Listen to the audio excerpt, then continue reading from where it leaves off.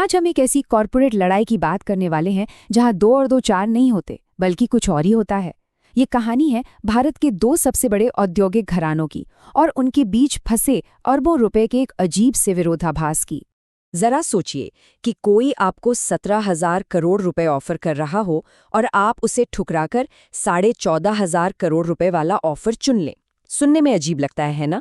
बस यही वो पहेली है जो एक विशाल रियल एस्टेट और इंफ्रास्ट्रक्चर साम्राज्य के लिए चल रही इस जंग के बिल्कुल सेंटर में है। तो देखिए, मैदान में 2 खिलाड़ी थे।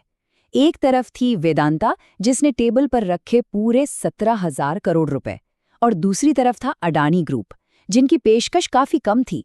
फिर भी जीत का सेहरा उन्हीं के सर बंधा। चलिए इसी गुत्थी को सुलझाते हैं कि आखिर ये सब हुआ कैसे। लेकिन इस पूरी जंग को समझने से पहले ये जानना जरूरी है कि आखिर दांव पर लगा क्या था। कौन सी कंपनी थी जिसके लिए ये 2 दिग्गज आपस में भिड़ गए? हम बात कर रहे हैं जयप्रकाश एसोसिएट्स की, जिसे जेपी ग्रुप के नाम से ज्यादा जाना जाता है। देखिए, जेपी ग्रुप कोई मामूली नाम नहीं था। हम बात कर रहे हैं यमुना एक्सप्रेसवे जैसे आइकॉनिक प्रोजेक्ट्स की, हजारों परिवारों के सपनों के घर, यानी कि जेपी विश्वटाउन और जेपी ग्रीन्स जैसे बड़े बड़े टाउनशिप्स की। उनके पास सीमेंट प्लांट्स थे, पावर प्लांट्स थे, मतलब संपत्ति की कोई कमी नहीं थी। लेकिन इस चमक दमक के पीछे एक बहुत बड़ा और बहुत गहरा अंधेरा था। साल 2017 तक कंपनी पर 57,185 करोड़ रुपए का पहाड़ जैसा कर्ज चढ़ चुका था, और इसी कर्ज ने कंपनी को एक बहुत बड़े वित्तीय संकट में धकेल दिया। और इसी भारी भरकम कर्ज की वजह से कंपनी दिवालिया होने की कगार पर आ गई। और जैसे ही ये खबर बाजार में आई, जेपी ग्रुप की इन कीमती संपत्तियों पर कब्जा करने के लिए खरीदारों की लाइन लग गई। तो ये रेस शुरू हुई फरवरी 2025 में। शुरुआत में 25 से भी ज्यादा कंपनियां मैदान में थीं। धीरे धीरे छटनी होती गई। जून तक सिर्फ 5 बचे, और फिर अक्टूबर 2025 आते आते आखिरी मुकाबला 2 सूरमाओं के बीच था, वेदांता और अडानी। अक्टूबर 2025 में ये जंग अपने आखिरी पड़ाव पर पहुंची। सबसे ऊंची बोली लगाई जा चुकी थी और एक विजेता का नाम भी सामने आ गया था। और विजेता थी वेदांता। उनके चेयरमैन अनिल अग्रवाल ने अपनी 17,000 करोड़ रुपए की पेशकश के साथ जीत का ऐलान किया। उन्होंने तो सोशल मीडिया पर जश्न भी मना लिया, गीता का एक श्लोक कोट करते हुए कि आप अपना कर्म करें और आपको वो मिलता है जिसके आप हकदार हैं।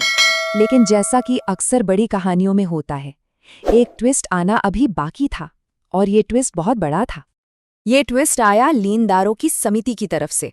अब ये कौन है? ये वो बैंक और कंपनियां हैं जिनका पैसा जेपी ग्रुप पर फंसा हुआ था, और उन्होंने एक ऐसा फैसला सुनाया जिसने सबको हैरान कर दिया।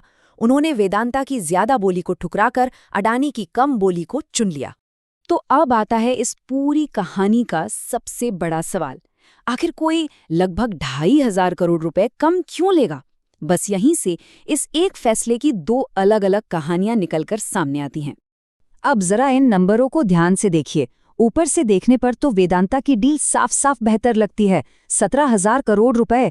लेकिन लेनदारों का कहना था कि असली खेल टोटल अमाउंट का नहीं, बल्कि पेमेंट की शर्तों का है।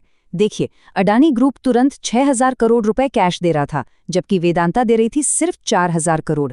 और तो और, अडानी पूरा पैसा 2 साल के अंदर चुकाने का वादा कर रहा था, वहीं वेदांता को 5 से 6 साल लग जाते। और इसी बात ने 2 बिल्कुल अलग अलग नजरिए पैदा कर दिए। एक तरफ लेनदारों का कहना था कि उनका फैसला पूरी तरह से फाइनेंशियल लॉजिक पर आधारित था। उनके लिए सालों बाद मिलने वाले ज्यादा पैसों से बेहतर था आज हाथ में आने वाला कैश और कम रिस्क। तो लेनदारों का ऑफिशियल तर्क क्या था? पहला, अडानी से ज्यादा कैश तुरंत मिल रहा था। दूसरा, पैसा जल्दी चुक रहा था। तीसरा, रिस्क कम था क्योंकि लंबा समय मतलब ज्यादा अनिश्चितता। और इन सबको मिलाकर, जिसे फाइनेंस की भाषा में नेट प्रेजेंट वैल्यू या एनपीवी कहते हैं, उनके हिसाब से अडानी की डील ज्यादा फायदेमंद थी। लेकिन वेदांता की कहानी बिल्कुल अलग है। उनका कहना है कि अरे भाई, ये तो खेल के बीच में नियम बदलने वाली बात हो गई। उन्होंने आरोप लगाया कि उन्हें कभी मौका ही नहीं दिया गया कि वो भी अपनी अपफ्रंट पेमेंट बढ़ा सकें या अपनी शर्तों में बदलाव कर सकें।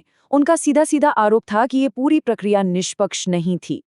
तो जब बात बोर्डरूम में नहीं बनी तो मामला पहुंचा कोर्टरूम में, और अब ये लड़ाई एक नए और शायद आखिरी पड़ाव पर आ चुकी है। वेदांता ने इस फैसले को सबसे पहले एनसीएलटी यानी कि नेशनल कंपनी लॉ ट्रिब्यूनल में चुनौती दी। वहां से बात नहीं बनी तो वो गए एनसीएलएटी, जो कि इसकी अपील सुनने वाली ऊपरी अदालत है।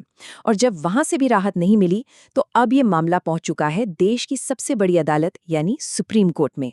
और ये केस अपने पीछे एक बहुत ही बुनियादी लेकिन बहुत अहम सवाल छोड़ जाता है। जब किसी डूबती हुई कंपनी को बचाने की बात आती है तो सबसे अच्छी पेशकश का मतलब क्या होता है?